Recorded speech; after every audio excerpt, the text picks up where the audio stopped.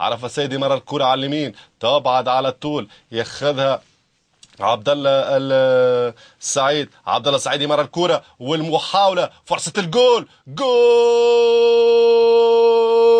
جول جول جول جول جول.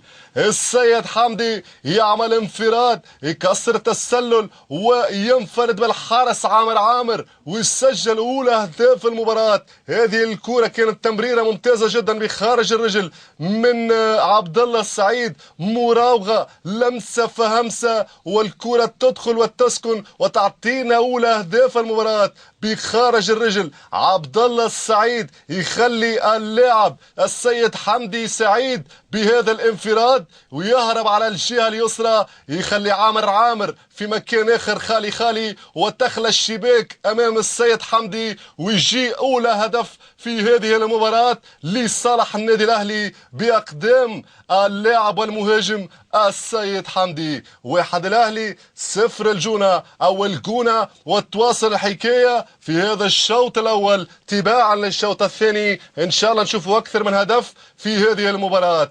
ترجع الكرة الآن لأحمد حسن دروغبا، يحاول التمرير، كرة تعود للأهلوية، تقطع الآن مثلثات ومربعات. حسام عاشور ممتاز، عفوا ممتاز جدا حسام عاشور، يراوغ الآن وائل جمعة. وائل جمعة يمرر لحسام، حسام عاشور كرة على الجهة اليمنى يحاول يمررها، لكن التغطية تأتي من معتز محروس، والكرة طويلة تمشي لشريف إكرامي. هذه لحد الآن ربما باستثناء فرصتين أو تصويبة لم تصل إلى شريف إكرامي، يقضي قيلولة في ملعب استاد الدفاع الجوي. هنا مرة ثانية انفراد، كرة خطيرة، عماد متعب وجه لوجه، الثاني وجول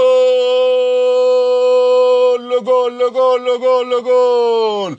عماد متعب كالعادة، متعب يتعب، متعب يعذب، يا معذبهم يا متعب. لما تنفرد بالحارس يكون جلاد الجلادين. شاهدوا مرة ثانية هنا بصراحة خطأ كبير على مستوى التغطية الدفاعية، لا يرحم قناص القناصين عماد متعب عندما يكون في وجه لوجه والكرة أمامه متعطش الأهداف، ورجعت له الشاهية من هناك من كينيا. شاهية الأهداف تعود اليوم لمصر هناك في استاد الدفاع الجوي. يمضي الهدف الثاني بانفراد ثاني. شوف اللمسة وشوف الهمسة اللي كانت من أحمد نبيل مانجا. أحمد نبيل مانجا خرج له كورة مانجا على مانجا، وينفرد بالحارس ويخليه كمان، ويخليه يعني في مكان ويفكسيه ويخلي الكورة